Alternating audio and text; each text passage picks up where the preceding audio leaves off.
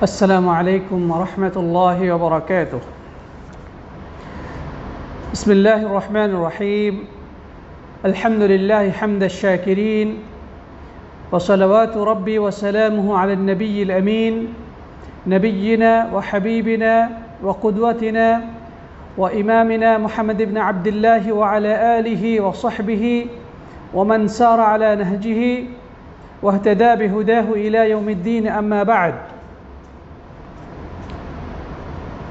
যাবতীয় প্রশংসা, গুণগান, তারিফ এবং স্তুতি সেই মহান রাজাধিরাজ, মহাশক্তির আধার, মহাপরাক্রমশালী আল্লাহ সুবহানাহু ওয়া তাআলা নিমিত্তে পেশ করছি, যিনি আমাদেরকে আজকে এই ফেসবুকের মাধ্যমে ইসলামী শরিয়া কোর্স লেভেল 1-এর তাওহীদ ক্লাসে উপস্থিত হওয়ার তৌফিক দান করেছেন। এই জন্য আমরা হৃদয়ের গহীন থেকে রব্বুল আলামিনের দরবারে অবনত মস্তকে কালিমাতুশ শুকর তথা কৃতজ্ঞতা বাণী উচ্চারণ করি, সকলে পড়ি আলহামদুলিল্লাহ। অতঃপর অবারিত সালাত, সালাম এবং শান্তির ধারা বর্ষিত হোক সর্বযুগের, সর্বকালের সর্বশ্রেষ্ঠ মহান আদর্শ, অনুকরণীয় এবং অনুসরণীয় ব্যক্তিত্ব খাতামুন নবিয়্যিন আল্লাহ সুবহানাহু ওয়া তাআলা যাকে বিশ্ব মানবতার নিকটে আল্লাহর পক্ষ থেকে প্রেরিত দূত হিসেবে, বার্তাবাহক হিসেবে, সতর্ককারী এবং সুসংবাদদাতা হিসেবে, মহান শিক্ষক হিসেবে প্রেরণ করেছিলেন। আসুন আমরা সেই প্রিয় নবীর প্রতি অন্তরের সবটুকু ভালোবাসা উজাড় করে সালাত ও সালাম পেশ করি, সকলেই পড়ি সাল্লাল্লাহু আলাইহি ওয়াসাল্লাম। মোহতারাম ও মুআজ্জাজ প্রাণপ্রিয় দর্শক, শ্রোতা, ভাই এবং বোনেরা, আশা করি আপনারা আমার আওয়াজ স্পষ্টভাবে শুনতে পাচ্ছেন এবং আমাকে ক্লিয়ারভাবে দেখতে পাচ্ছেন। তো তার আগে অনুরোধ করব, মূল আলোচনা যাওয়ার আগে অনুরোধ করব সবাইকে যে আপনারা দয়া করে লাইভটি শেয়ার করে নিন। আল্লাহ তাআলা সবাইকে তৌফিক দান করুন, আল্লাহুম্মা আমিন। প্রিয় দর্শক, শ্রোতা, সাথী, বন্ধুগণ, আমরা আজকে যে বিষয়টি আলোচনা করব অত্যন্ত গুরুত্বপূর্ণ। এই বিষয়টি প্রত্যেক মুসলিমের জন্য জানা অপরিহার্য, কারণ আজকের মূল আলোচ্য যে বিষয়টি এটার উপরে ভিত্তি করেই একজন ইমানদারের মুক্তি, কামিয়াবি এবং দুনিয়া এবং আখিরাতের সার্বিক কল্যাণ নির্ভর করছে। আমরা যদি মুক্তি পেতে চাই, আমরা যদি কল্যাণ পেতে চাই, আমরা যদি জান্নাতে প্রবেশ করতে চাই, জাহান্নামের আগুন থেকে বাঁচতে চাই, তবে অবশ্যই আজকের মূল যে আলোচ্য বিষয় এই সম্পর্কে সঠিক জ্ঞান অর্জন করা আমাদের সকলের জন্য অপরিহার্য। প্রিয় সাথী বন্ধুগণ, আমরা ইতিপূর্বে দ্বীনের যে স্তর রয়েছে, 3টি স্তর, সেই 3টি স্তর নিয়ে আমরা ধারাবাহিকভাবে 3টি ক্লাসে আলোচনা করেছি। সেদিনের স্তর হচ্ছে ইসলাম, ইসলাম কাকে বলে এবং ইসলামের যে রোকনগুলো রয়েছে, ইসলামের যে 5টি খুঁটি রয়েছে সে সম্পর্কে আমরা আলোকপাত করেছি।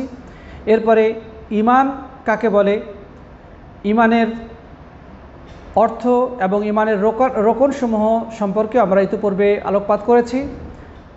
এবং সর্বশেষ ইহসান কাকে বলে, ইহসান এর গুরুত্ব কতটুকু, এই বিষয় নিয়ে আমরা ইতিপূর্বে আলোকপাত করেছি।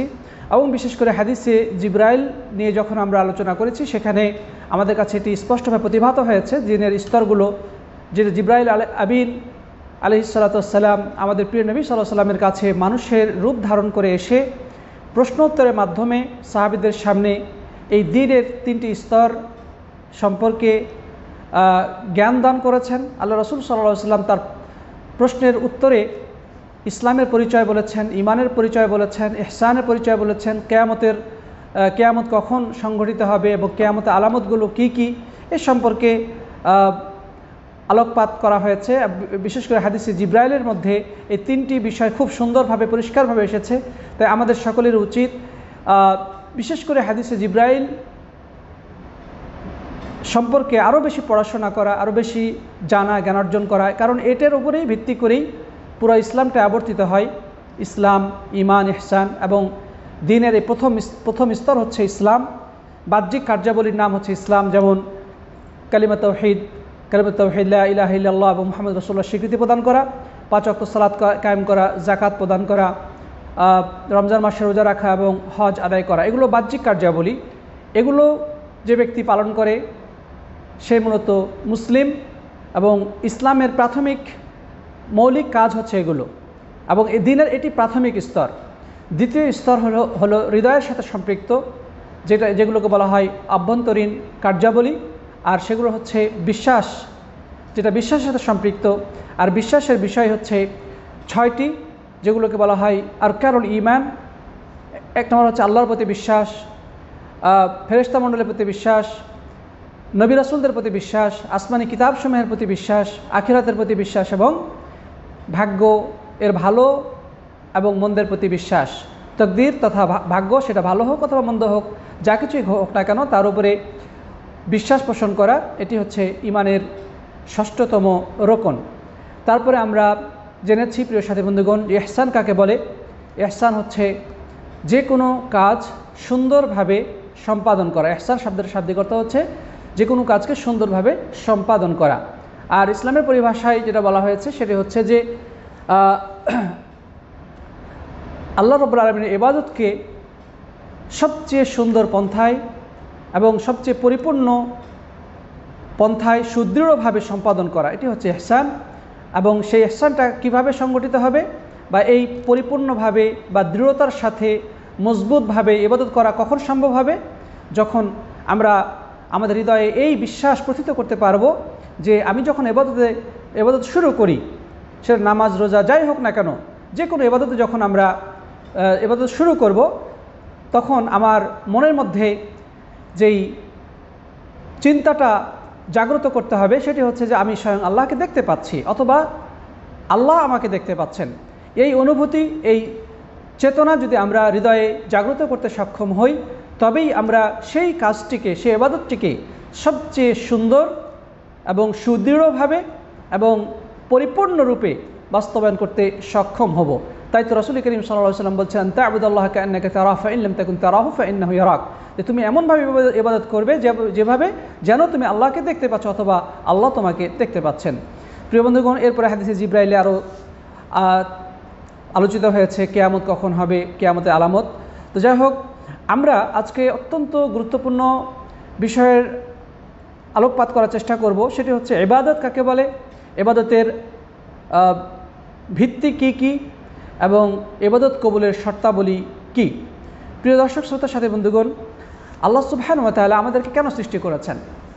এই জন্যই কি সৃষ্টি করেছেন যে আমরা পৃথিবীতে বিয়ে শাদী করব, ঘর সংসার করব, বাচ্চা প্রতিপালন করব, চাকরি ব্যবসা বাণিজ্য কৃষিকাজ করব, এরপরে খাওয়া দাওয়া করব, দুনিয়া থেকে চলে যাব? এই জন্যই কি আল্লাহ আমাদেরকে সৃষ্টি করেছেন? না, এগুলো আমাদের বেঁচে থাকার বা এই জীবনের প্রয়োজনীয় বিষয়, কিন্তু আল্লাহ সুবহানাহু ওয়া তাআলা এই উদ্দেশ্যে আমাদেরকে পৃথিবীর বুকে পাঠান নাই।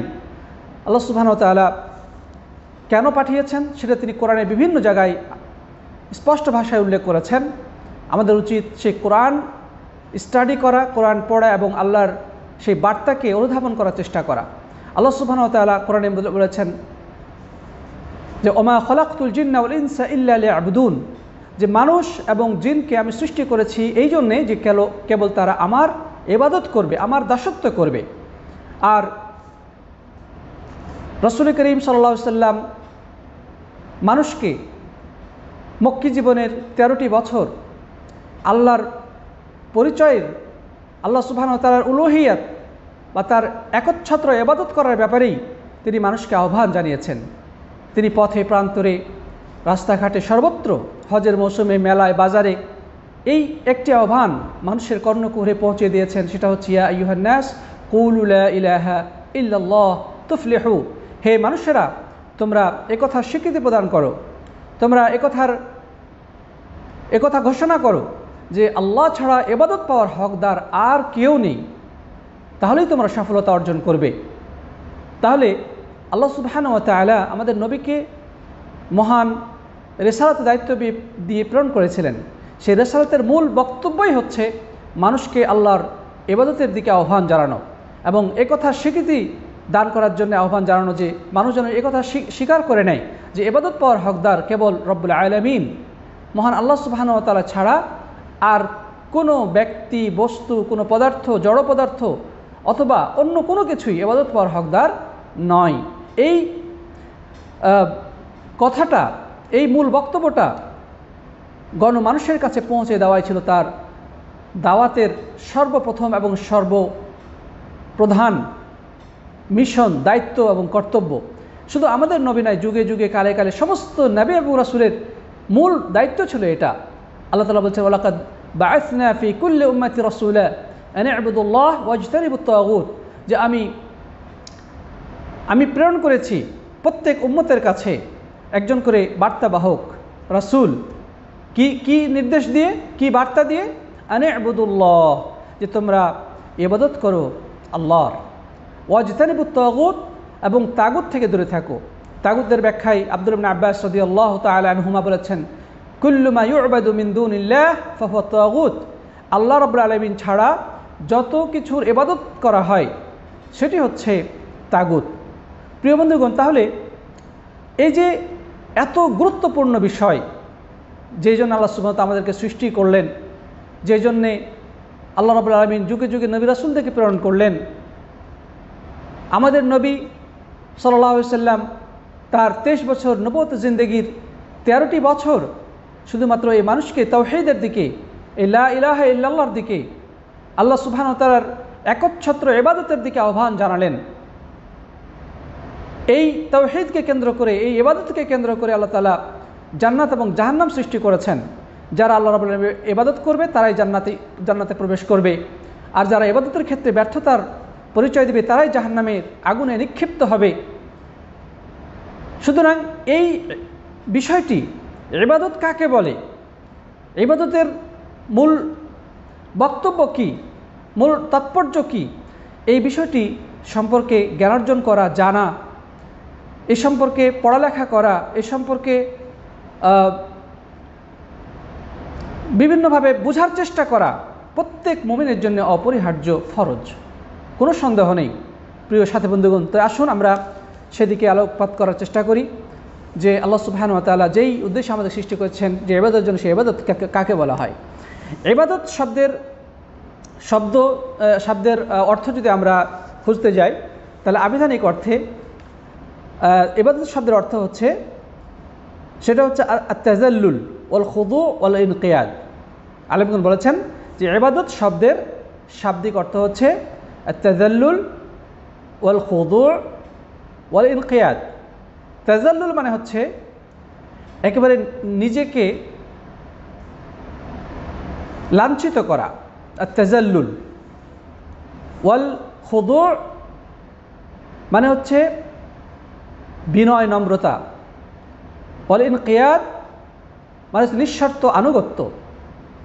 তাহলে শাব্দিক দৃষ্টিকোণ থেকে ইবাদতের অর্থ হচ্ছে মানে নিজের আত্মমর্যাদাকে জলাঞ্জলি দেয়া বা নিজেকে লাঞ্ছিত করা, নিজের সম্মান, নিজের আত্মমর্যাদা, নিজের অহংবোধ সব কিছুকে ধূলিসাৎ করে দিয়ে আল্লাহ রাব্বুল আলামিনের নিকটে নিজেকে নিতান্তই তুচ্ছ এবং মূল্যহীন হিসেবে উপস্থাপন করা।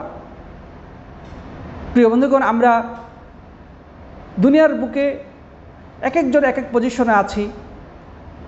কেউ হয়তো বা আর্থিকভাবে কিছুটা উন্নত, কেউ হয়তো বা লেখাপড়া, শিক্ষাগত যোগ্যতা, সার্টিফিকেটের দিক থেকে উন্নত, কেউ হয়তো বা ভালো মানের চাকরি করে, কেউ হয়তো বা বিশাল প্রপার্টিজের মালিক, বিভিন্নভাবে। তো আমরা প্রত্যেকেই আমরা নিজস্ব যে মান সম্মান, নিজস্ব একটা আত্মমর্যাদা, সেটা নিয়ে আমরা খুশি। আমরা নিজেদেরকে অনেক কিছু ভেবে থাকি, কিন্তু একজন গোলাম, সে আল্লাহ রাব্বুল আলামিনের গোলাম। আল্লাহ রাব্বুল আলামিনের গোলাম হওয়ার মানেটাই হচ্ছে যে আল্লাহর সামনে সে যখন উপস্থিত হয় তখন সে তার নিজস্ব যে আত্মমর্যাদা, আত্ম অহংকার,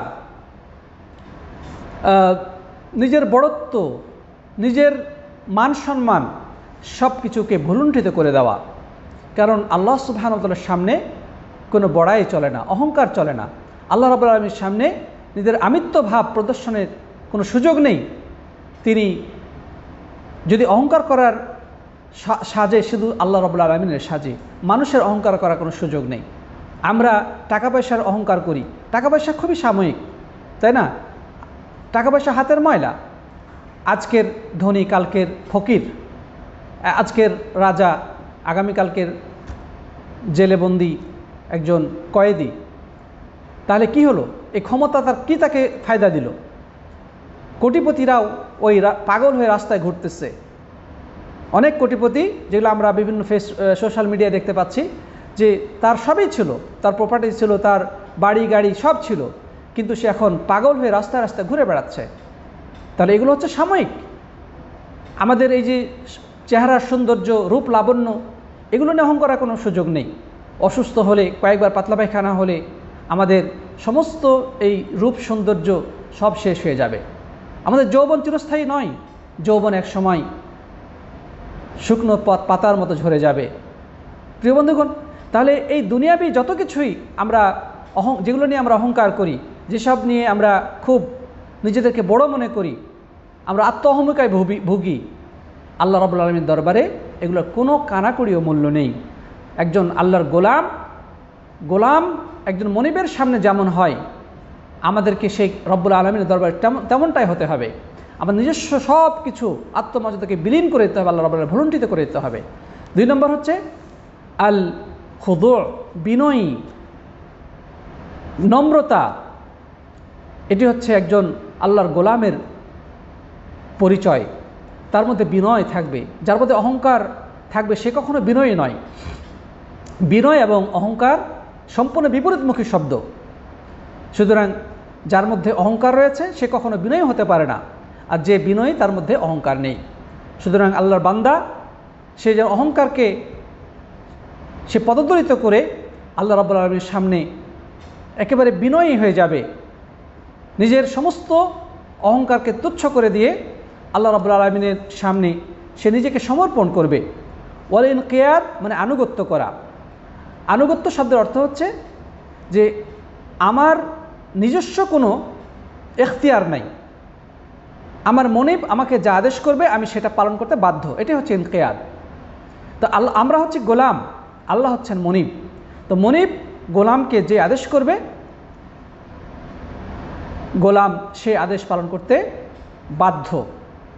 যদি কোনো গোলাম আল্লাহর আদেশ পালন করতে অবাধ্যতার পরিচয় দেয়, যুক্তি খাটিয়ে বা নিজের অহংবোধ প্রকাশ করে ইবাদত থেকে দূরে সরে যায়, তাহলে মনিবের অধিকার আছে তাকে শাস্তি প্রদান করা।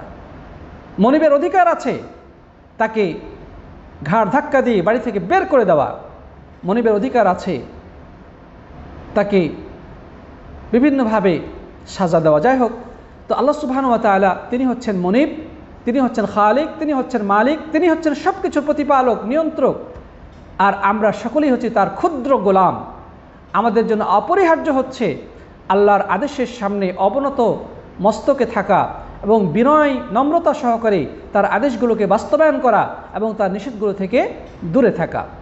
প্রিয় দর্শক শ্রোতার সাথে বন্ধুগণ, তাহলে আমরা ইবাদতের একটা ভাবার্থ আশা করি বুঝতে পেরেছি। ইবাদতের অর্থই হচ্ছে যে নিজের সমস্ত অহংবোধ, আত্মমর্যাদা সব কিছুকে আল্লাহর সামনে ভুলুণ্ঠিত করে দেওয়া এবং বিনয়ী হওয়া এবং আল্লাহ রাব্বুল আলামিনের আদেশ নিষেধের কাছে আনুগত্য প্রদর্শন করা। তো এটাকেই ইমাম ইবনে তাইমিয়া রাহিমাহুল্লাহ অন্যভাবে বলেছেন যে ইবাদত বলা হয় হিয়া ইসমুন জামিউন লিকুল্লি মা ইউহিব্বুহুল্লাহ ওয়া ইয়ারদাহ মিনাল আকওয়ালি ওয়াল আ'মালি যাহিরাতি ওয়াল বাতিনা। যে ইবাদত বলা হয় যে ওই সমস্ত কথা বা কার্যক্রম, চাই সেগুলো প্রকাশ্য হোক অথবা অপ্রকাশ্য হোক, যে সমস্ত কথা এবং কার্যক্রমে আল্লাহ রাব্বুল আলামিন সন্তুষ্ট হন, যেগুলো আল্লাহ তাআলা ভালোবাসেন, সেগুলো হচ্ছে ইবাদত। প্রিয় বন্ধুগণ, আমরা আমার নিজস্ব সমস্ত আত্ম অহংকারকে ভুলুণ্ঠিত করে দিলাম, তারপরে নিজেকে আল্লাহ রাব্বুল আলামিনের দরবারে আমি সমর্পণ করলাম, এবং তার আনুগত্যের জন্য আমি প্রস্তুতি নিলাম। এখন আনুগত্য আমি করব, কোন কাজের আনুগত্য করব? আল্লাহ রাব্বুল আলামিন যা আদেশ করবেন সেগুলো আমরা আনুগত্য করব, যেগুলো নিষেধ করবেন সেগুলো থেকে আমরা দূরে থাকব। এই আদেশ পালন করা যেমন আনুগত্য, নিষেধ থেকে দূরে থাকা এটাও আনুগত্য। তাহলে আল্লাহ রাব্বুল আলামিন আমাদেরকে যে কথাগুলো বলতে বলেছেন সেগুলো আমরা বলবো, এটি তার আনুগত্য। যে কাজগুলো করতে বলেছেন সেগুলো আমরা করব, এটি তার আনুগত্য। আর যে কথাগুলো বলতে নিষেধ করেছেন সেগুলো থেকে আমরা দূরে থাকব, এটি তার আনুগত্য। আর যে কাজগুলো তিনি করতে নিষেধ করেছেন সেগুলো থেকে আমরা দূরে থাকব, এটিও তার আনুগত্য। প্রিয় বন্ধুগণ, তাহলে আমরা এখানে দেখতে পাচ্ছি যে কিছু কথা আল্লাহ রাব্বুল আলামিন পছন্দ করেন, তিনি সেগুলোতে খুশি হন। কিছু কাজ যেগুলো আল্লাহ রাব্বুল আলামিন পছন্দ করেন এবং যেগুলোতে আল্লাহ সুবহানাহু ওয়া তাআলা খুশি হন। তার অর্থ দাঁড়ালো এর বিপরীতে এমন কিছু কথা আছে যেগুলো আল্লাহ তাআলা খুশি হন না বা আল্লাহ তাআলা এগুলো পছন্দ করেন না, এবং এমন কিছু কার্যক্রম রয়েছে যেগুলো আল্লাহ তাআলা পছন্দ করেন না এবং সেগুলো তিনি কখনোই খুশি হন না। এই যে দুই ধরনের কার্যক্রম, দুই ধরনের কথাবার্তা, এগুলোর মধ্যে ইবাদত কোনটা? ইবাদত হলো আল্লাহর পছন্দসই যে কার্যক্রমগুলো রয়েছে, তার পছন্দসই যে আমলগুলো রয়েছে সেগুলোকে বাস্তবায়ন করা, আর আল্লাহ রাব্বুল আলামিনের যে অপছন্দনীয় কার্যক্রম বা কথাবার্তা রয়েছে সেগুলো থেকে দূরে থাকা। প্রিয় বন্ধুগণ, আমরা এরপরে যে জিনিসটা এখানে দেখতে পাচ্ছি এই সংজ্ঞা থেকে, যে আমলগুলোকে দুই ভাগ করা হয়েছে এবং কথাগুলোকে দুই ভাগ করা হয়েছে। আয-যাহিরাতি ওয়াল বাতিনা, মানে প্রকাশ্য অপ্রকাশ্য। মানে কিছু কাজ রয়েছে যেগুলো বাহ্যিকভাবে দেখা যায়, আর কিছু কাজ রয়েছে বা কিছু বিষয় রয়েছে যেগুলো বাহ্যিকভাবে কেউ দেখতে পায় না, সেগুলো গোপনে থেকে যায়। তো যে সমস্ত কাজ বাহ্যত দেখা যায় সেগুলোর উদাহরণ অনেক রয়েছে। প্রিয় বন্ধুগণ, সেগুলো যদি আমরা দেখি তাহলে বাহ্যিক আমল যেগুলো আমরা একে অপরকে দেখতে পাই, যেমন মসজিদে গেলে দেখতে পাই মানুষ জামাতের সাথে সালাত আদায় করছে। এখানে আমরা দেখতে পাচ্ছি মানুষ কিয়াম করেছে, রুকু, সেজদা, তাশাহুদ, সালাম ইত্যাদির মাধ্যমে সালাত আদায় করলো। তাহলে আমরা তার বাহ্যিক অবস্থাটা দেখতে পেলাম, এটি কিন্তু ইবাদত। কিন্তু আরেকটি বিষয় রয়েছে যেটা আমরা দেখতে পাই না। ওই লোকটি নামাজে দাঁড়িয়ে কি চিন্তা করে আমরা তো কেউ জানি না। ওই লোকটার নামাজের উদ্দেশ্যটা কি এটাও আমরা কেউ জানি না, কেউ বলতে পারবো না। একের মনের খবর আমরা কেউ বলতে পারবো না। অনুরূপভাবে আমরা দেখি দান করার ক্ষেত্রে, আমরা যখন দেখি যে একজন অপরজনকে দান করছে, তাহলে এই দান দেখে আমরা খুশি হই যে হ্যাঁ, একজন ব্যক্তিকে সাহায্য করলো, সে ধনী লোক আরেকজনকে আর্থিকভাবে হেল্প করলো।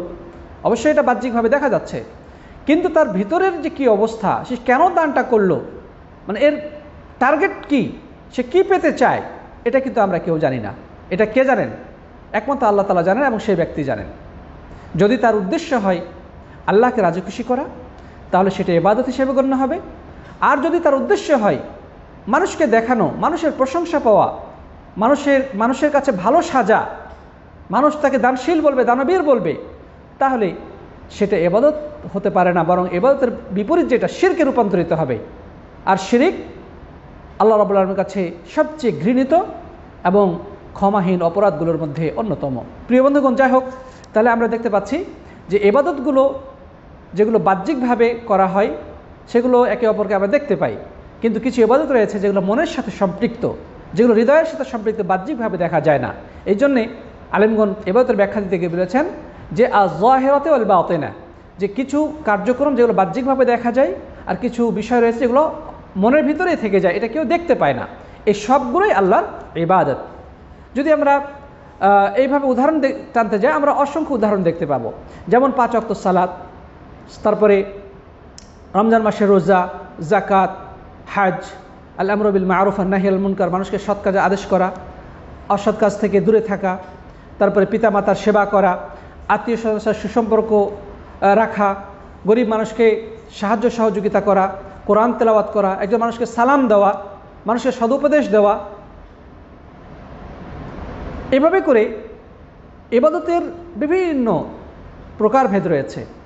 আল্লাহর পথে জিহাদ করা, শত্রুর মোকাবেলায় জিহাদে ঝাঁপিয়ে পড়া, এই যে কার্যক্রমগুলো, এই ইবাদতগুলো আল্লাহ রাব্বুল আলামিনের কাছে পছন্দনীয়। আর পছন্দনীয় কিভাবে বুঝবো? আল্লাহ কোরআনে আদেশ করলে বুঝতে হবে যে এটি আল্লাহর পছন্দনীয় আমল, বা হাদিসে যদি এটা নির্দেশনা থাকে, ফজিলত থাকে, এ ব্যাপারে আল্লাহর পক্ষ থেকে, রাসূল করিম সাল্লাল্লাহু আলাইহি ওয়াসাল্লামের পক্ষ থেকে যদি উৎসাহিত করা হয়ে থাকে, তাহলে সেগুলো বুঝতে হবে যে আল্লাহর কাছে পছন্দনীয় আমল। আল্লাহ রাব্বুল আলামিন এগুলো চান, এগুলো যেন বান্দারা সম্পাদন করেন। আর কিছু ইবাদত রয়েছে প্রিয় সাথী বন্ধুগণ, যে ইবাদতগুলো আমাদের হৃদয়ের সাথে সম্পর্ক, আত্মার সাথে সম্পৃক্ত, বাহ্যিকভাবে সেগুলোর রূপ আমরা দেখতে পাই না। কেউ কারো সেই ইবাদতের খবর জানে না। এটা জানেন একমাত্র আল্লাহ সুবহানাহু ওয়া তাআলা। তিনি সাত আসমান থেকে মানুষের হৃদয়ে যে কথাবার্তাগুলো মানে উদিত হয়, বা যে চিন্তা ভাবনা উদিত হয়, রব্বুল আলামিন সেটা সাত আসমান থেকে সেটা জানেন। ইন্নাল্লাহা আলিমুম বিযাতিস সুদূর, মানুষের হৃদয়ের সমস্ত বিষয় আল্লাহ রব্বুল আলামিন সম্পর্কে, সে বিষয় সম্পর্কে তিনি সম্যক অবগত। তো যাই হোক, যখন আমরা অন্তরের মধ্যে নিয়ত করি, যে আমি মনে মনে নিয়ত করলাম যে আমি ইনশাআল্লাহ আগামীবার হজে যাব, অথবা আমি উমরায় যাব, অথবা আমি মনে নিয়ত ঘরে শুয়ে থেকে মনে মনে নিয়ত করলাম যে আমি অমুক মাদ্রাসায় কিছু আর্থিক সাহায্য করব, অথবা আমি একটা মসজিদ নির্মাণ করার জন্যে মসজিদ নির্মাণ করব। অর্থাৎ এই যে মনে মনে একটা প্ল্যান, পরিকল্পনা, চিন্তা ভাবনা, নিয়ত, এই মনের খবর তো আমরা কেউ একে অপরের মনের খবর জানি না। মনের মধ্যে কার কি ঘুরপাক খায় আমরা কেউ বলতে পারবো না। কিন্তু হাদিসে বর্ণিত হয়েছে, একজন মানুষ যখন মনের মধ্যে কোনো সৎ কাজ করার নিয়ত করে, নিয়ত করার সাথে সাথে আল্লাহ সুবহানাহু ওয়া তাআলা একটা পূর্ণাঙ্গ নেকি তার আমলনামায় লিপিবদ্ধ করে দেন। তার মানে এটা একটা ইবাদত হয়ে গেল। মনের মধ্যে সে যে জল্পনা কল্পনা করলো, চিন্তা ভাবনা করলো, পরিকল্পনা করলো, এই চিন্তা ভাবনার ফলে, এই নিয়ত বা পরিকল্পনার ফলে আল্লাহ সুবহানাহু ওয়া তাআলা তার জন্য একটি পূর্ণাঙ্গ নেকি লিপিবদ্ধ করে দেন। আর যখন সে কাজটা সম্পাদন করে, কাজটা যখন সে আসলে বাস্তবায়ন করে, তখন তার কাজের কোয়ালিটির উপরে ভিত্তি করে আল্লাহ রাব্বুল আলামিন তার নেকি বৃদ্ধি করতে থাকেন। কারো মানে 10 গুণ থেকে শুরু করে 700 গুণ বা তার থেকেও বেশি সওয়াব আল্লাহ সুবহানাহু ওয়া তাআলা তার আমলনামায় লিপিবদ্ধ করে দেন। তো এই যে মনের চিন্তা ভাবনা, এটি খুবই গুরুত্বপূর্ণ। নিয়তের বিষয়টা খুবই গুরুত্বপূর্ণ। ইন্নামাল আমালু বিন্নিয়াত। একটা মানুষ নিয়ত করলো ঠিক, নিয়ত করার পরে সে বলল যে ইনশাআল্লাহ আগামীকালকে আমি রোজা থাকবো। যেমন মানে মনে মনে আজকে সে নিয়ত করেছে যে ভোর রাত্রে উঠে রোজা থাকবে, কিন্তু হঠাৎ করে সে রোগাক্রান্ত হয়ে পড়ল, রোজাটা রাখা সম্ভব হলো না, অথবা মহিলাদের ঋতুস্রাব হয়ে গেল, রোজাটা রাখা সম্ভব হলো না। এই যে সে নিয়ত করেছিল, এই নিয়তের কারণেই রব্বুল আলামিন তার আমলনামায় একটি পূর্ণাঙ্গ নেকি লিপিবদ্ধ করে দেবেন। সুবহানাল্লাহ। তারপরে আমরা যে বলি আল্লাহর প্রতি ভরসা, আল্লাহ সুবহানাহু ওয়া তাআলার প্রতি আস্থা রাখা, ভরসা করা, আল্লাহর প্রতি ঝুঁকা, আল্লাহ রাব্বুল আলামিনের প্রতি অভিমুখী হওয়া, আল্লাহ সুবহানাহু ওয়া তাআলার প্রতি অভিমুখী হওয়া, এগুলো সবই আত্মিক ইবাদত, মনের সাথে সম্পৃক্ত। আল্লাহকে ভয় করা, জাহান্নামের আগুনকে ভয় করা, আল্লাহর নিকটে আশা আকাঙ্ক্ষা করা, আল্লাহ সুবহানাহু ওয়া তাআলাকে ভালোবাসা, এগুলো সব হৃদয়ের সাথে সম্পৃক্ত। এর বাহ্যিক কোনো রূপ নেই, কিন্তু এগুলো ইবাদত। যখন আমরা আল্লাহর ভয়ে, জাহান্নামের ভয়ে কোনো হারাম কাজ ছেড়ে দেই, হাদিসে রয়েছে যে আল্লাহ সুবহানাহু ওয়া তাআলা এই যে সে হারাম কাজ করার সিদ্ধান্ত থেকে দূরে সরে আসলো, যদিও তার প্ল্যান ছিল সে হারাম কাজটা সে করবে, গুনার কাজটা সে করবে, কিন্তু আল্লাহর ভয়ে, জাহান্নামের আগুনের ভয়ে সেই খারাপ সিদ্ধান্ত থেকে, সেই পাপের সিদ্ধান্ত থেকে নিজেকে সরিয়ে নিল। এই জন্য আল্লাহ সুবহানাহু ওয়া তাআলা তার আমলনামায় একটি নেকি লিপিবদ্ধ করে দেবেন। তো এই যে ভয়, এই ভয়টাও তার একটা ইবাদত। প্রিয় বন্ধুগণ, আমরা জান্নাতে যেতে চাই, এই যে মনের মধ্যে আমরা একটা আশা প্রত্যাশা ধারণ করি, লালন করি, এই যে প্রত্যাশা সহকারে যখন আমি কোনো ইবাদত করি, আল্লাহ তাআলা আমাকে সওয়াব দান করেন। মান সামা রমাদান ঈমানান ওয়া ইহতিসাবান গুফিরা লাহু মা তাকাদ্দামা মিন যামবি। হাদিসে আছে কোনো লোক যদি ঈমানের সাথে মানে বিশ্বাসের সাথে এবং সওয়াবের আশায় রমজান মাসে রোজা রাখে, আল্লাহ তাআলা তার পিছনে গুনাহগুলো মোচন করে দেন। তো এই যে সওয়াবের আশা সে করলো, জান্নাতে যাওয়ার আশা সে করলো, এই আশাটাও একটি ইবাদত। অথচ এই আশাটা সম্পূর্ণ হৃদয়ের সাথে সম্পৃক্ত একটি বিষয়, বাহ্যিক তার কোনো রূপ নেই, বাহ্যিকভাবে আশা আকাঙ্ক্ষার বিষয়টি দেখা যায় না। তাহলে আমরা বুঝতে পারলাম প্রিয় সাথী বন্ধুগণ যে ইবাদতগুলো কিছু রয়েছে বাহ্যিক, কিছু রয়েছে আভ্যন্তরীণ। বাহ্যিক ইবাদত যেগুলো আল্লাহ তাআলাতে খুশি হন সেগুলো আমাদেরকে আল্লাহর সন্তোষের জন্য করতে হবে, তাহলে সেটা ইবাদত হবে। আর আভ্যন্তরীণ যে বিষয়গুলো রয়েছে সেগুলো আল্লাহ রাব্বুল আলামিন সন্তোষের জন্য রাখতে হবে, সেজন্য সেগুলো সম্পাদন করতে হবে, তাহলে আল্লাহ সুবহানাহু ওয়া তাআলা খুশি হবেন এবং তিনি ইবাদত হিসেবে তা লিপিবদ্ধ করে দেবেন। তো প্রিয় বন্ধুগণ, তাহলে আমরা বুঝতে পারলাম যে ইবাদত কাকে বলে। ইবাদত বলা হয় যে ইসমুন জামিউন লিকুল্লি মা ইউহিব্বুহুল্লাহু ওয়া ইয়ারদাহ মিনাল আকওয়ালি ওয়াল আ'মালিয যাহিরাতি ওয়াল বাতিনাহ, যে আল্লাহ সুবহানাহু ওয়া তাআলার যে সমস্ত বাহ্যিক কার্যক্রম, আল্লাহ সুবহানাহু ওয়া তাআলা বাহ্যিক যে সমস্ত কার্যক্রম পছন্দ করেন এবং ভালোবাসেন, এবং আভ্যন্তরীণ যে বিষয়গুলো রয়েছে আল্লাহ সুবহানাহু যেগুলো পছন্দ করেন এবং ভালোবাসেন সেগুলো সম্পাদন করা আল্লাহর জন্য, সেটাই হচ্ছে আল্লাহ তাআলার ইবাদত। এবং এই সম্পর্কে আমরা বাহ্যিক কার্যক্রম উদাহরণ জানলাম এবং আভ্যন্তরীণ যে বিষয়গুলো রয়েছে সেগুলো সম্পর্কে আমরা জানতে পারলাম। এই পর্যায়ে আমরা যে বিষয়টি বলবো সেটি হচ্ছে যে ইবাদতের ব্যাপকতার প্রকারভেদ আমরা এর আগেও বলেছি যে কিছু ইবাদত রয়েছে আমাদের বাহ্যিক অঙ্গ প্রত্যঙ্গের সাথে সম্পৃক্ত, যেমন আমরা যখন নামাজে দাঁড়াই তখন আমাদেরকে কিয়াম করতে হয়, দু পায়ে ভর করে কিয়াম করতে হয়, তারপরে রুকু করতে হয়, তারপরে সেজদায় যেতে হয়, উঠা বসা করতে হয়, তাশাহুদ করতে হয়, ডানে বামে ফিরে সালাম ফিরতে হয়। এগুলো হচ্ছে আমাদের শরীর খাটিয়ে ইবাদত করা। আল্লাহর ঘরে যারা হজ করতে যায়, হজ করতে গিয়ে কাবার চতুর্দিকে তওয়াফ করে, প্রদক্ষিণ করে, 7 চক্করে এক তওয়াফ হয়। প্রথম 3 চক্করে রমল করে, রমল মানে একটু দৌড়ানো, তারপরে 3 চক্করে নর্মালভাবে হাঁটে। এই যে প্রদক্ষিণ করা, সাফা এবং মারওয়ার মাঝে সাই করে, জামরায় পাথর নিক্ষেপ করে, এগুলো করতে গেলে তো তাকে পরিশ্রম করতে হয়, তার হাত পা অঙ্গ প্রত্যঙ্গের ব্যবহার হয়। তো এগুলো হচ্ছে তার মানে অঙ্গ প্রত্যঙ্গ বা শারীরিক দৈহিক ইবাদত। সুতরাং এই দৈহিক ইবাদতগুলো হচ্ছে এক প্রকার ইবাদত। আরেক প্রকার ইবাদত রয়েছে যেগুলোর জন্য আমাদের মুখের ব্যবহার করতে হয়। মুখের ইবাদত করতে যেমন আমরা বলি, এই যে বলতেছি সুবহানাল্লাহ, আলহামদুলিল্লাহ, লা ইলাহা ইল্লাল্লাহ, আল্লাহু আকবার, আস্তাগফিরুল্লাহ, লা হাওলা ওয়ালা কুওয়াতা ইল্লা বিল্লাহ। তারপরে আমরা কোরআন তেলাওয়াত করি, কাউকে দেখে আমরা সালাম দেই, একজন মানুষকে সদুপদেশ দেই, কেউ অন্যায় করলে তাকে আমরা বুঝাই, সতর্ক করি, ভালো কাজে উৎসাহিত করি। এই যে যেই সমস্ত ইবাদত করতে গিয়ে আমাদের মুখের ব্যবহার করতে হয়, এগুলো হচ্ছে মৌখিক ইবাদত। আর কিছু ইবাদত রয়েছে যেগুলো আমাদের হৃদয়ের সাথে সম্পৃক্ত, যেগুলো আমরা উদাহরণ এর আগে দিয়েছি। প্রিয় বন্ধুগণ, এবার আরেকটি বিষয় যেটা বলবো সেটা হচ্ছে ব্যাপকতা। আমরা দুনিয়াবি অনেক কাজ করি। এখন এই দুনিয়াবি কাজগুলো এগুলো কিভাবে ইবাদতে রূপান্তরিত করা সম্ভব? পৃথিবীতে সব মানুষই বিয়ে করে, সব মানুষই খাওয়া দাওয়া করে, পানাহার করে, সব মানুষেরই জীবন জীবিকার জন্যে পরিশ্রম করতে হয়, ব্যবসা বাণিজ্য, চাকরি, কৃষিকাজ, বিভিন্ন ধরনের পেশাগত কাজ করতে হয়। এগুলো দুনিয়াবি কাজ।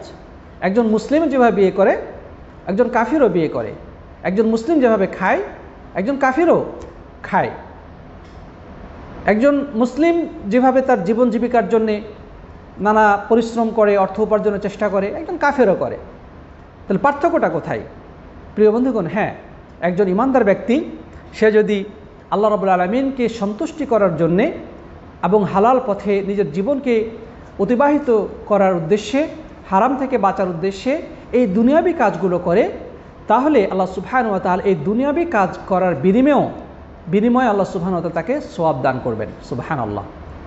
যেমন হাদিসে বর্ণিত হয়েছে, রাসূল করিম সাল্লাল্লাহু আলাইহি ওয়াসাল্লাম বলেছেন যে তোমাদের কোনো ব্যক্তি যদি তার স্ত্রীর সাথে মিলিত হয়, স্ত্রী সহবাসে লিপ্ত হয়, তাহলেও সাদাকার সওয়াব রয়েছে। সাহাবাগণ আশ্চর্য হয়ে বললেন যে ইয়া রাসূলুল্লাহ, এটা কীভাবে সম্ভব? একজন মানুষ তার স্ত্রীর সাথে মিলিত হয় তার জৈবিক চাহিদা পূরণ করার জন্যে, এতে নেকি হবে কিভাবে? এতে সওয়াব লেখা হওয়ার কারণ কি? কেন আল্লাহ তাআলা এতে সওয়াব দান করবেন? তখন নবী সাল্লাল্লাহু আলাইহি ওয়াসাল্লাম কী বললেন? যে সে তার এই জৈবিক চাহিদাটাকে সে যদি হারাম পন্থায় ব্যবহার করত, ব্যয় করত, তাহলে কি তার আমলনামায় গুনাহ হতো, লেখা হতো না? সুতরাং একজন মানুষ তার চাহিদা পূরণের জন্যে, জৈবিক ইচ্ছা পূরণ করার জন্যে বা তার প্রয়োজন পূরণ করার জন্যে তার স্ত্রীর সাথে যখন সে মিলিত হয় হালাল পন্থায়, আল্লাহ রাব্বুল আলামিন তার স্ত্রীকে হালাল করেছেন, তারা হালাল পন্থায় বৈবাহিক বন্ধনে আবদ্ধ হয়ে একে অপরের জৈবিক চাহিদা তারা একে অপর থেকে পূরণ করতেছে, আল্লাহ রাব্বুল আলামিন এর দ্বারা তাকে সওয়াব দান করবেন। সুবহানাল্লাহ। ঠিক একইভাবে খাওয়া দাওয়া করার ক্ষেত্রে আমরা যখন খাওয়া দাওয়া করি, আমরা বেঁচে থাকার জন্য খাই, কিন্তু যদি আমাদের নিয়তটা থাকে যে আমি খাওয়া দাওয়া করব এই জন্যে যে আমি বেঁচে থাকব, সুস্থ থাকব এবং আল্লাহ তাআলার ইবাদত করব, হালাল পন্থায় জীবিকা উপার্জন করব এবং হালালভাবে জীবনযাপন করব, তাহলে তার এই খাওয়াটাই তার নেকি অর্জনের কারণে পরিণত হবে। সুবহানাল্লাহ। আরও 10 জন মানুষ খায় কিন্তু তাদের সে নিয়ত নাই, তারা গরু ছাগলও খায়, হাঁস মুরগিও খায়, তাদের খাওয়া দাওয়া আর এই ব্যক্তির খাওয়া দাওয়ার মধ্যে কোনো পার্থক্য নেই, যাদের নিয়ত আল্লাহ রাব্বুল আলামিনের সন্তুষ্টির জন্য হয় নাই বা আল্লাহর ইবাদত করার নিয়তে যে খায় নাই। তাহলে একজন ইমানদারের এই খাওয়াটাও ইবাদতে পরিণত হতে পারে, নেকির কারণে পরিণত হতে পারে, যদি তার নিয়তটাকে সে আল্লাহ রাব্বুল আলামিনের সন্তুষ্টি অর্জনের জন্য করে নেয়। মানে আমি খাওয়া দাওয়া করব সুস্থ থাকার জন্য, বেঁচে থাকার জন্যে, এবং আমি বেঁচে থেকে আল্লাহর ইবাদত বন্দেগী করব, আমি হালালভাবে জীবিকা উপার্জন করব এবং আল্লাহর পথে নিজের জীবন উৎসর্গ করব, আল্লাহর পথে আমি জিহাদ করব, আমার শরীরে শক্তি আসবে। তাহলে এই ধরনের যদি সৎ নিয়ত থেকে থাকে, তাহলে এই সৎকর্মের মাধ্যমে, এই খাওয়া দাওয়ার মাধ্যমে আল্লাহ সুবহানাহু ওয়া তাআলা তাকে নেকি দান করবেন। এবং খাওয়ার শুরুতে যে দোয়া আছে, বিসমিল্লাহ বলে খাবে, খাওয়ার পরে আল্লাহর শুকরিয়া আদায় করবে, আলহামদুলিল্লাহ পাঠ করবে বা আরও অন্যান্য দোয়াগুলো পাঠ করবে, এগুলো এক একটি ইবাদতে পরিণত হবে। তার মানে এই খাওয়াটাই তার একটা নেকি অর্জনের, আল্লাহ রাব্বুল আলামিনের ইবাদত করার একটি মাধ্যমে পরিণত হয়ে গেল। সুবহানাল্লাহ। অনুরূপভাবে আমরা জীবনের বিভিন্ন ক্ষেত্রে দেখতে পারি, যেমন লেখাপড়া। কেউ যদি লেখাপড়া করে এই উদ্দেশ্যে যে আমি শুধু চাকরি করব, খাওয়া দাওয়া করব, মানে সংসার চালাবো, শেষ, তাহলে তার এই লেখাপড়া কোনো কাজে লাগবে, আল্লাহর কাছে গৃহীত হবে না, এটা সোয়াব হিসেবে সে সোয়াব পাবে না বা আল্লাহর কাছে এটার কোনো মূল্য নেই। হ্যাঁ, সে যদি এই নিয়তে লেখাপড়া করে যে আমি লেখাপড়া করব, আমি সত্য এবং মিথ্যা আমি যেন জানতে পারি, বুঝতে পারি, হক না হকটা আমি উপলব্ধি করতে পারি, বা দুনিয়াবি এই বিষয়ে জেনে আমি যেন দ্বীনের উপকার করতে পারি, আমি ডাক্তার হব, আমি ইঞ্জিনিয়ার হব, আমি এর মাধ্যমে মানুষের কল্যাণ করব, মানুষের উপকার করব, আমি বৈধভাবে মানুষের উপকার করব, মানুষকে সাহায্য সহযোগিতা করব, তাহলে তার এই যে লেখাপড়া, সে যে ডাক্তার হলো, ইঞ্জিনিয়ার হলো, সে যে আরও দুনিয়াবি বিভিন্ন বিষয়ে পড়াশোনা করলো, তার নিয়তটা যদি আল্লাহ রাব্বুল আলামিনের উদ্দেশ্যে সমর্পণ করে দেয়, তাহলে তার এই লেখাপড়াটাই নেকিতে রূপান্তরিত হবে। আর যেই লোক লেখাপড়া করলো শুধুমাত্র দুনিয়া কামানোর জন্যে, আল্লাহর কাছে এই লেখাপড়া কোনো মূল্য নেই। সুতরাং দিন হোক দুনিয়া হোক, সকল অবস্থায় আমাদের নিয়তকে আল্লাহ রাব্বুল আলামিনের উদ্দেশ্যেই করতে হবে। আপনি অর্থনীতি নিয়ে পড়াশোনা করেন, আপনি জানেন যে অর্থনীতিতে সুদ আছে, সুদের হিসাব কষতে হয়, কিন্তু আপনি বাধ্য, এখন আমাদের শিক্ষা সিলেবাসে সুদের হিসাব কষানো হচ্ছে, সিলেবাসের মধ্যে সুদের বিষয়গুলো আছে, আপনি এখন পড়তেছেন, কিন্তু আপনার উদ্দেশ্য হবে এটা যে আমি পড়াশোনা করতেছি এই কারণে যে আমি জানব যে পাশ্চাত্যের বা এই সেকুলার শিক্ষা ব্যবস্থা এবং পাশাপাশি ইসলাম কি বলে এই ব্যাপারে, সুদের ব্যাপারে ইসলাম কি বলে, এবং দুটার মধ্যে কম্পেয়ার করে আমি ইসলামের শ্রেষ্ঠত্বকে প্রমাণ করতে চাই, সুদমুক্ত অর্থনীতি আমি গড়ে তুলতে চাই, কীভাবে সুদমুক্ত অর্থনীতি প্রতিষ্ঠা করা যায় সেই জন্য আমি কাজ করব। তার মানে আমি বাতিলটা জানলেন হকটাকে প্রতিষ্ঠিত করার জন্যে, ইসলামের সৌন্দর্যকে বাতিলের উপরে বিকশিত করার জন্যে, তবে আপনি ওই যে সুদ নিয়ে লেখাপড়া করলেন, আপনি ওই সুদী অর্থনীতি পড়াশোনা করলেন, এটিও আপনার নেকিতে পরিণত হবে। শুধু নিয়তকে পরিশুদ্ধ করতে হবে আল্লাহ রাব্বুল আলামিনের সন্তুষ্টির জন্যে। বাস্তব জীবনে আপনি যখন যাবেন, আপনি যখন কর্মক্ষেত্রে নামবেন, তখন আপনার জন্য আবশ্যক হচ্ছে যে এই যে আপনি ছাত্র জীবনে যে সমস্ত বাতিল কথাবার্তা শিখেছেন সেগুলোর প্রয়োগ না ঘটানো, বরং সেগুলো আপনার জানা আছে, মানে নলেজ হিসেবে আপনার মধ্যে সেগুলো আছে, কিন্তু বাস্তব জীবনে আপনাকে সুদমুক্তভাবেই জীবনযাপন করতে হবে। সুদী প্রতিষ্ঠান থেকে নিজেকে দূরে রাখতে হবে, সুদী কারবার থেকে নিজেকে সংযত রাখতে হবে। প্রিয় বন্ধুগণ, এভাবে করে লেখাপড়া বলি বা জীবনের সব কিছুই আমরা যদি আল্লাহ রাব্বুল আলামিনের সন্তুষ্টির জন্যে, দিনকে বিজয় করার জন্যে, ইসলামের সৌন্দর্যকে বিকশিত করার জন্যে করি, তাহলে এই দুনিয়াবী সমস্ত কার্যক্রম আমার আপনার ইবাদতে পরিণত হবে, আল্লাহ রাব্বুল আলামিনের নিকটে নৈকট্য হাসিলের উপায়ে পরিণত হবে।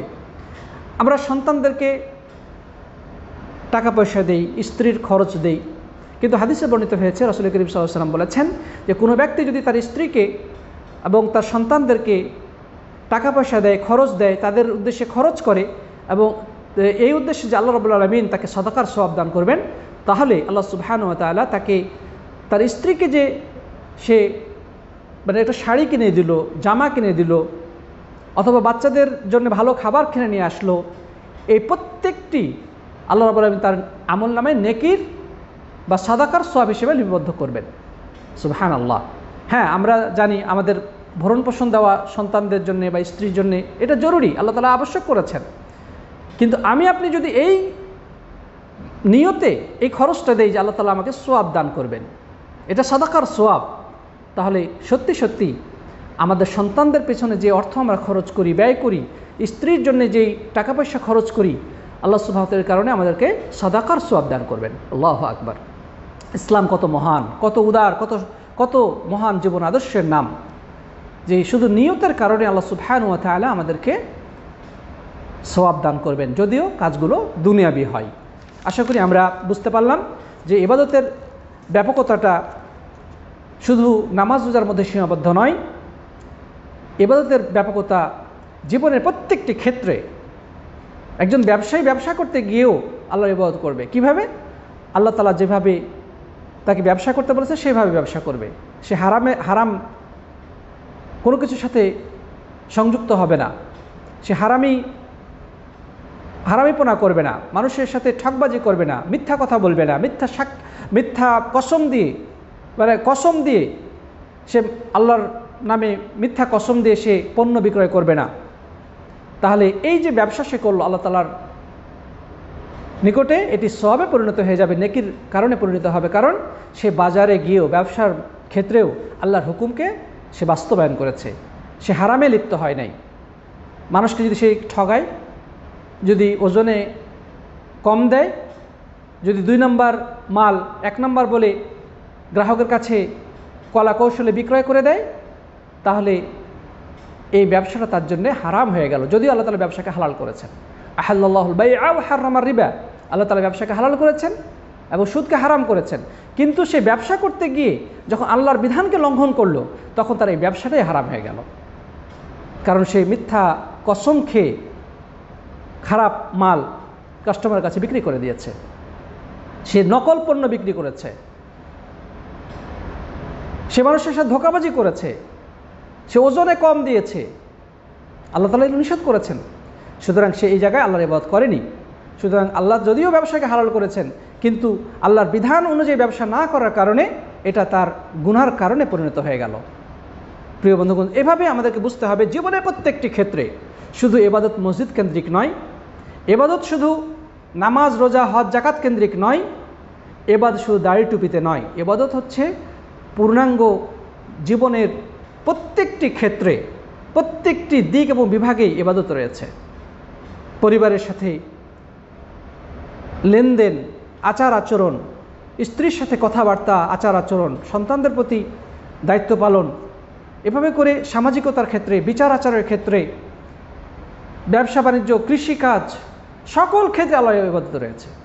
যখন আমি এই দুনিয়াবী কাজগুলোকে আল্লাহর সন্তুষ্টির জন্য করব এবং আল্লাহর বিধানের মধ্যে থেকে বাস্তবায়ন করব, আল্লাহ তাআলা আমাদেরকে এই দুনিয়াবী কাজ করার বিনিময়েও সওয়াব দান করবেন। আল্লাহু আকবার। অনেক মানুষ আছে আলহাজ, হাজী সাহেব, হাতে তাসবিহ, মাথায় টুপি, লম্বা আলখেল্লা পরে ঘুরে বেড়ান, কিন্তু তার আচার আচরণ খুবই নিকৃষ্ট, তার স্ত্রীর সাথে আচরণ খুবই খারাপ, সন্তানদের সাথে আচরণ খারাপ, সে প্রকৃত ইমানদার নয়। আল্লাহর সাথে সম্পৃক্ততার পাশাপাশি আল্লাহ সুবহানাহু ওয়া তাআলা তার স্ত্রীর সাথে সম্পর্ক, আল্লাহ রাব্বুল আলামিনের আল্লাহ সুবহানাহু ওয়া তাআলার নির্দেশ, স্ত্রীর সাথে কীভাবে ব্যবহার করতে হবে, বাচ্চাদের প্রতি কী দায়িত্ব পালন করতে হবে, মানুষের সাথে আচার আচরণ কেমন করতে হবে, এগুলো আল্লাহ তাআলা শিক্ষা দিয়েছেন। এই ক্ষেত্রে যদি কেউ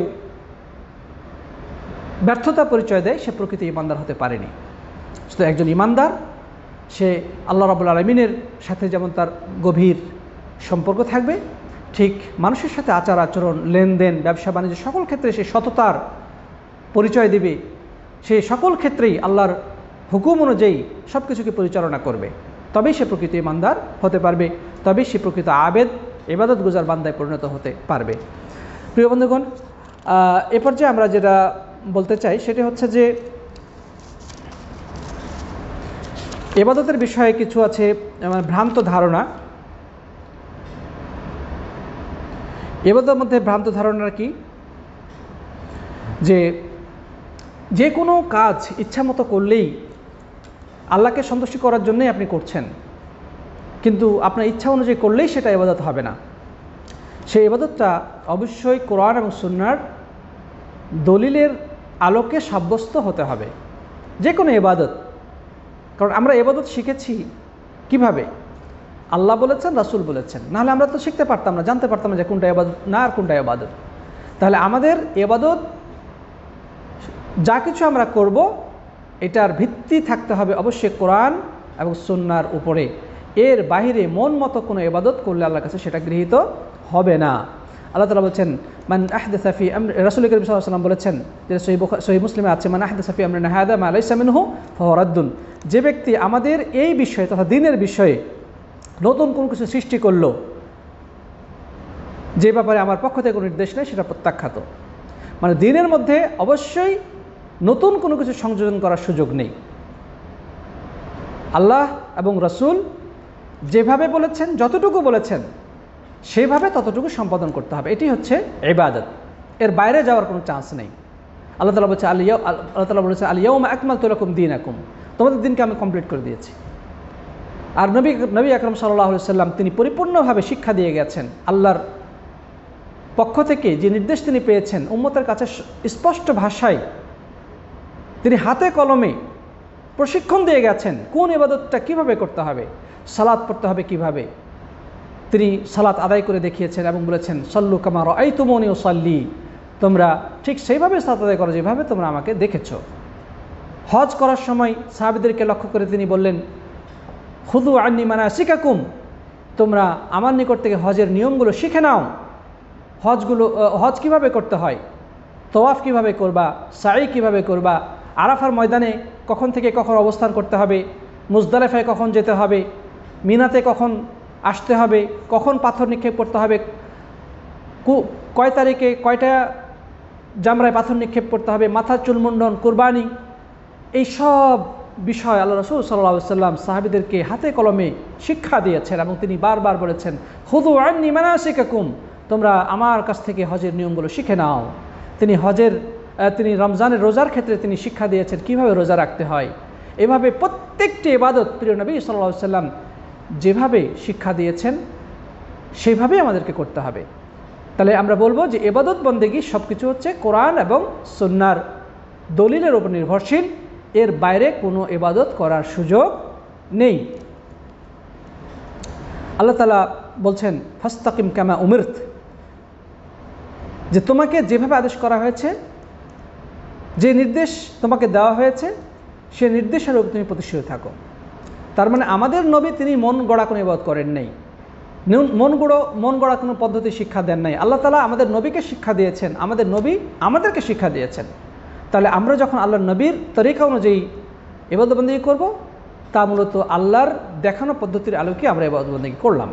সুতরাং আল্লাহ সুবহানাহু ওয়া তাআলার এবং রাসূল করিম সাল্লাল্লাহু আলাইহি ওয়াসাল্লামের পদ্ধতির বাইরে, আল্লাহর হুকুমের বাইরে, রাসূল করিম সাল্লাল্লাহু আলাইহি ওয়াসাল্লামের পদ্ধতির বাইরে মন গড়া অন্য কোনো ব্যক্তির দেখানো পদ্ধতি বা কোনো বুজুর্গ, কোনো পীর, কোনো ইমাম, কোনো দরবেশ, অন্য কারো সিস্টেম অনুযায়ী ইবাদত করলে আল্লাহর কাছে সেটা কি হবে না?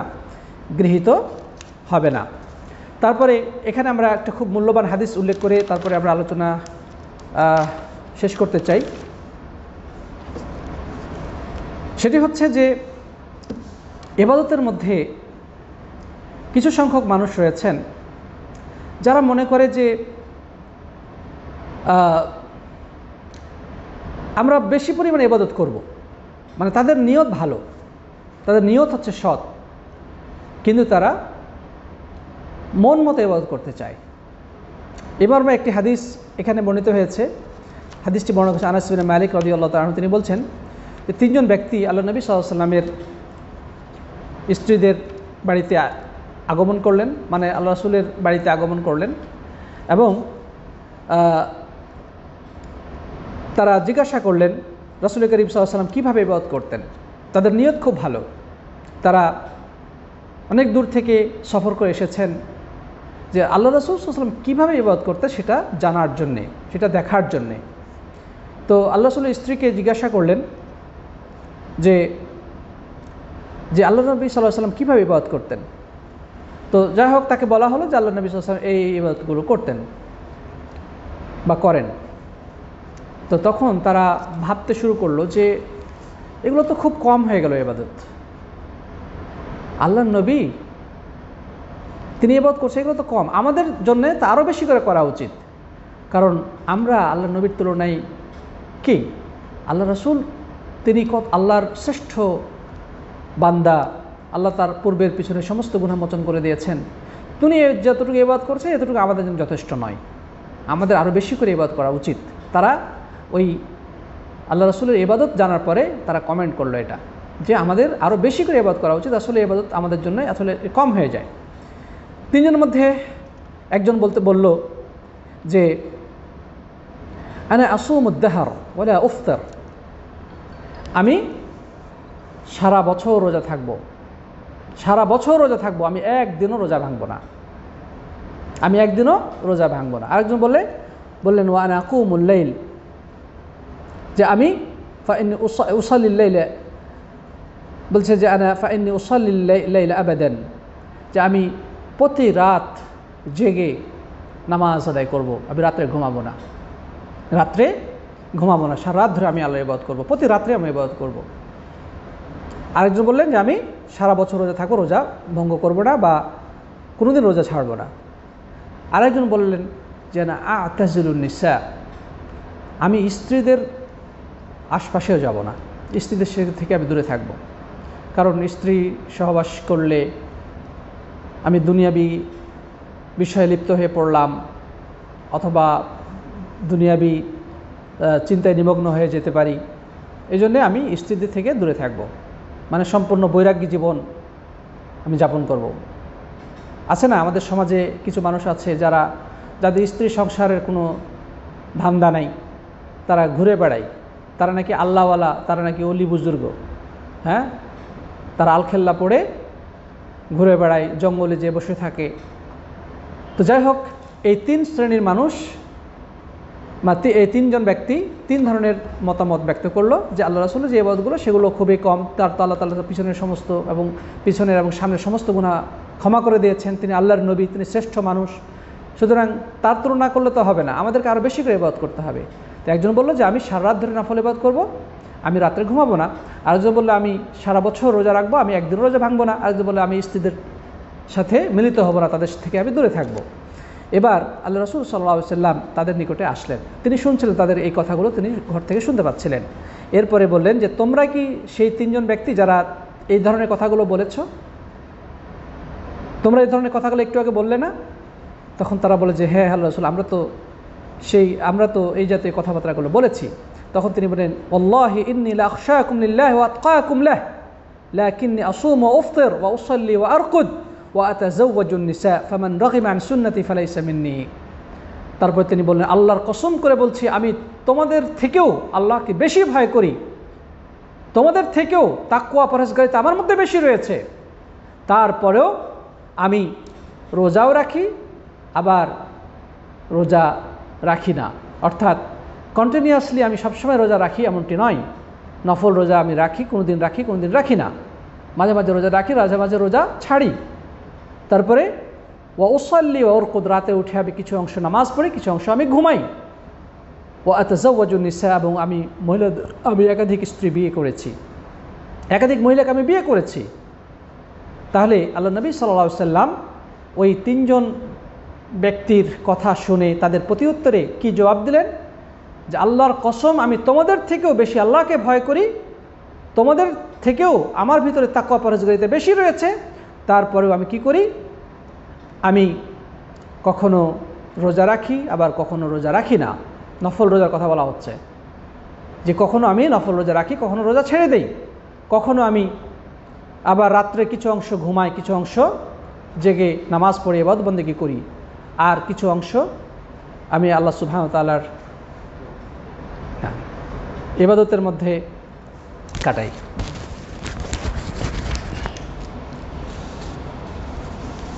শেখ জাযাকাল্লাহ খায়র, জাযাকাল্লাহ খায়র। কিতানি বারাকাল্লাহ। প্রিয় সাথী বন্ধুগণ, তো যাই হোক, আল্লাহ রাসূল সাল্লাল্লাহু আলাইহি সাল্লাম আবার তিনি একাধিক স্ত্রী ছিল তার, তিনি একাধিক বিয়ে করেছিলেন। তার মানে জীবনটা কোনো বৈরাগী জীবন নয়। এই জীবন নিয়ে আমাদেরকে চলতে হবে। এই জীবনে আমাদের স্ত্রীর দরকার আছে, আমার শরীরের হক রয়েছে, আমাকে ঘুমাতে হবে, আমার স্বাস্থ্য ঠিক রাখতে হবে, তারপরে আমার সামাজিকতা আছে। এই সব কিছু নিয়ে আমাদের জীবন। মানে আল্লাহর ইবাদত করার অর্থ এই নয় যে আমি সংসার বিরাগী হয়ে বনে জঙ্গলে বসবাস করব, তা তো নয়। আমার শরীরের কোনো হক নাই, আমি নির্ঘুম জীবন অতিবাহিত করব, সেটা তো হতে পারে না। তাহলে তো আমি অসুস্থ হয়ে পড়ব, আমি দুর্বল হয়ে পড়ব। ইসলাম হচ্ছে একটি ভারসাম্যপূর্ণ জীবনের নাম। আপনি ঘুমাবেন, আপনার শরীরের হক আছে, আপনার চোখের হক আছে, সেই হক আপনি বাস্তবায়ন করবেন। আপনার স্ত্রী পরিবারের হক আপনি আদায় করবেন। আপনি সমাজে থেকে সমাজের বিভিন্ন সমস্যার সমাধানে আপনি অগ্রগামী ভূমিকা পালন করবেন। আত্মীয় স্বজনের সাথে সুসম্পর্ক বজায় রাখবেন। আপনি হাসি মুখে সবার সাথে মিশবেন, কথা বলবেন। মানুষের সাথে কথা বলতে পাপিষ্ঠ লোকও আপনার কাছে আসবে, ভালো মন্দ সব ধরনের লোকের সাথে আপনাকে মিলেমিশা করতে হবে। যাকে দরকার আপনি নসিহত করবেন, সংশোধন করার চেষ্টা করবেন। কিন্তু পাপ হবে এই ভয়ে সব সংসার, স্ত্রী পরিবার সব ছেড়ে দিয়ে আপনি ভব ঘুরে বেড়াবেন অথবা বৈরাগী জীবন যাপন করবেন, ইসলাম এই অনুমতি দেয় না। খ্রিস্টান ধর্মে যারা পাদ্রী, ধর্মগুরু, তাদের বিয়ে করা নিষিদ্ধ, তারা বিয়ে করতে পারবে না। তো সব যদি ধর্মগুরুদের মতো আচরণ শুরু করে, তাহলে তো পৃথিবীতে এই পৃথিবীর গতি থেমে যাবে, অথবা পাপাচার বৃদ্ধি পাবে।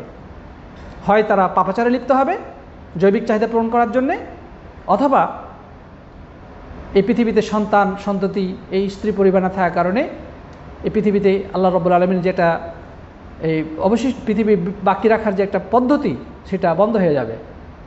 সন্তান ভূমিষ্ঠ হবে কোথা থেকে? বিয়ে শাদী না করলে। প্রিয় বন্ধুগণ, যাই হোক, ইসলাম হচ্ছে একটি ভারসাম্যপূর্ণ সামাজিক এবং অত্যন্ত সুসভ্য জীবন আদর্শের নাম।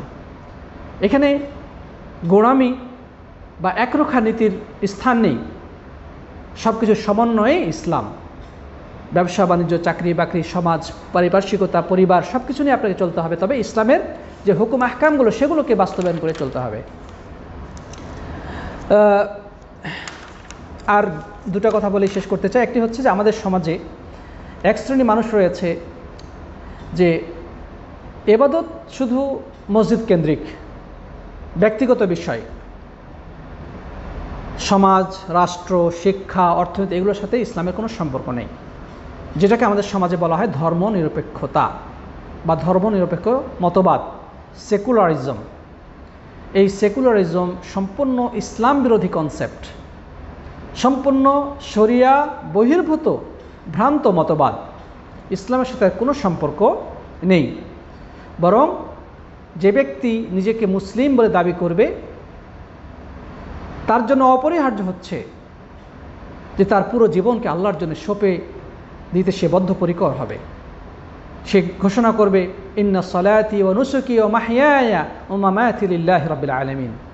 সে ঘোষণা দিবে যে আমার সালাত, আমার কোরবানি, আমার জীবন ও মৃত্যু সব কিছু সেই রব্বুল আলামিনের জন্যে, যিনি এই বিশ্ব জাহানের পরিচালক, সমগ্র বিশ্বের যিনি একচ্ছত্র পরিচালক, নিয়ন্ত্রক, অধিপতি, লালনকারী, পালনকারী, সৃষ্টিকর্তা, তার জন্যে আমার জীবনের সব কিছু আমি সমর্পণ করে দিলাম।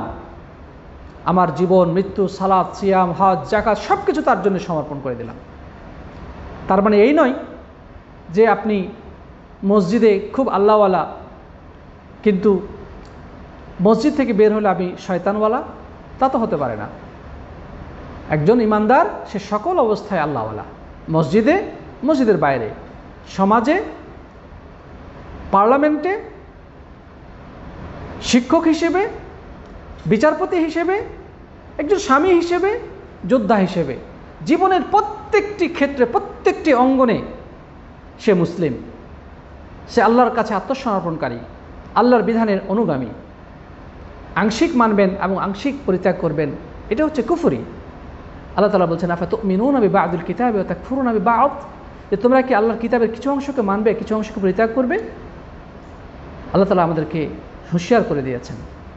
আল্লাহ তাআলা বলছেন ইয়া আইয়ুহাল্লাযীনা আমানু উদখুলু ফিস-সিলমি কাফাহ, হে ঈমানদারগণ তোমরা ইসলামে পূর্ণাঙ্গভাবে প্রবেশ করো, আংশিকভাবে না।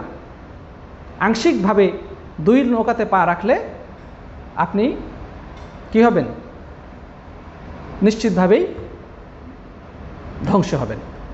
সুতরাং আপনি যদি মুসলিম থাকতে চান, আপনাকে অবশ্যই আল্লাহর কাছে আত্মসমর্পণ করতে হবে জীবনের প্রত্যেকটি ক্ষেত্রে, পার্সোনাল ইবাদতের ক্ষেত্রে, অনুরূপভাবে সামাজিক, অর্থনীতি, শিক্ষা, সংস্কৃতি, পার্লামেন্ট, যুদ্ধ, বিগ্রহ, সকল ক্ষেত্রে আল্লাহর বিধানের বাইরে যাওয়ার কোনো চান্স নেই, কোনো সুযোগ নেই। হ্যাঁ, আপনি যদি আল্লাহর বিধানকে অস্বীকার করতে চান, অ্যাভয়েড করতে চান, সেটা আপনার বিষয়। আপনি তো আল্লাহর হুকুম অনুযায়ী যদি না চলতে চান, সেটা বলতে পারেন যে আমি আল্লাহকে মানি না বা ইসলাম মানি না, যেমন নাস্তিকরা বলে থাকে, সেটা আপনার বিষয়। কিন্তু আপনি ইসলামও দাবি করবেন, পাশাপাশি এই সমস্ত ক্ষেত্রে আল্লাহর বিধানকে অগ্রাহ্য করবে, সেটা তো গ্রহণযোগ্য হতে পারে না। প্রিয় বন্ধুগণ, তাহলে এটি হচ্ছে একটা বিষয়। আরেকটি হচ্ছে যে এরা হচ্ছে মানে শিথিল, মানে উদাসীন, একদিক মানবে আরেক দিক মানবে না। আরেক শ্রেণীর মানুষ আছে আমাদের সমাজে যারা কি করে, মানে ছোটোখাটো বিষয়গুলোকে নিয়ে এত বেশি বাড়াবাড়ি করে যে এগুলো নিয়ে তারা ঝগড়াঝাটি লাগিয়ে দেয়। ইসলামের মধ্যে কতগুলো বিষয় রয়েছে যেগুলো হালাল, মুবাহ, কিছু বিষয় রয়েছে ওয়াজিব, কিছু আছে ফরজ, কিছু আছে সুন্নত, কিছু আছে মুস্তাহাব।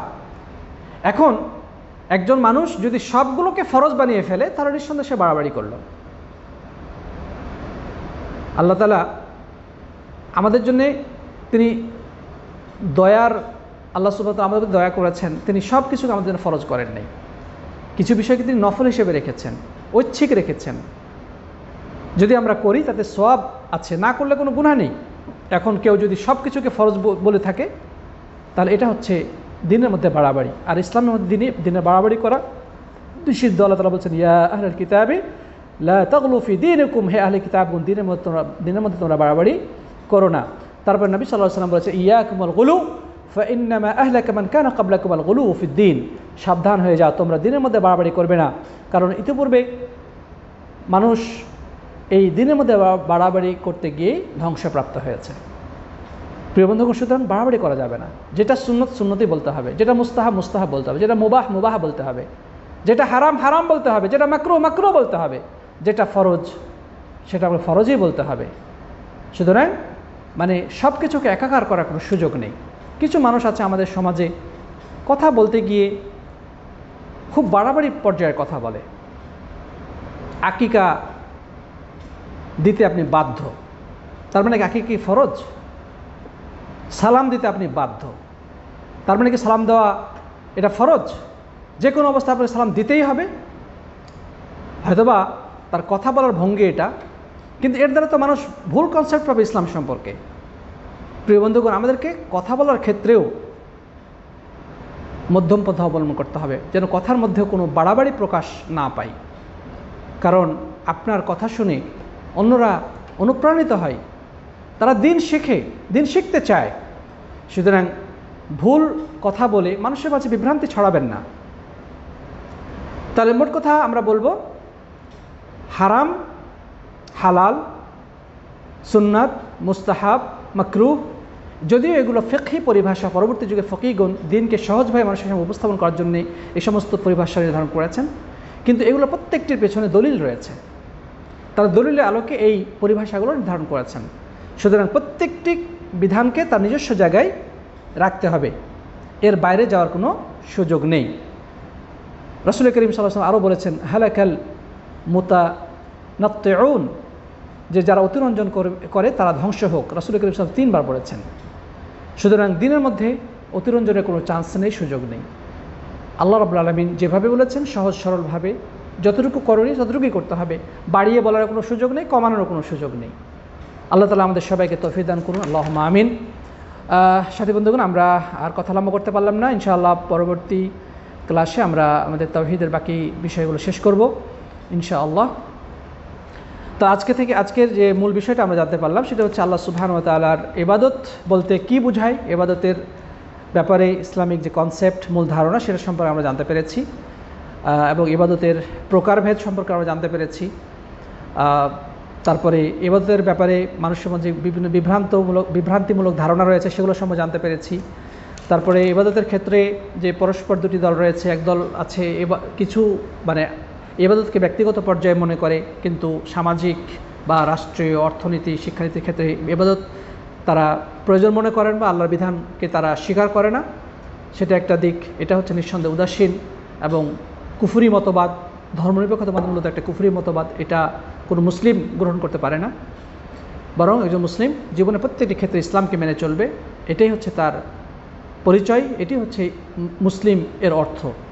আরেক প্রকার মানুষ আছে যারা সব ক্ষেত্রে বাড়াবাড়ি করে, ছোট ছোট বিষয়গুলোকে তারা জটিল করে উপস্থাপন করে, এটা মোটেও উচিত নয়।